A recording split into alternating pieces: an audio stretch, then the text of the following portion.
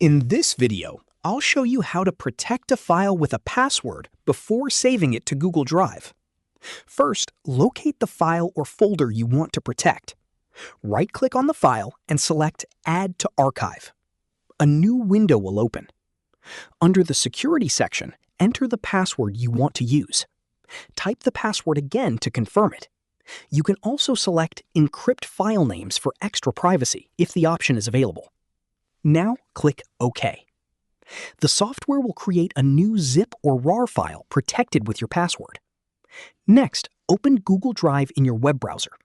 Click New, then select File Upload. Choose the password-protected file from your computer and click Open. Once the upload is complete, your file will be stored in Google Drive. Anyone who downloads the file will need the password to open and view its contents.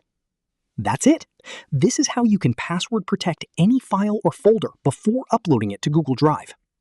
If you found this video helpful, don't forget to like the video, subscribe to our channel, and press the bell icon for more tutorials. Thanks for watching.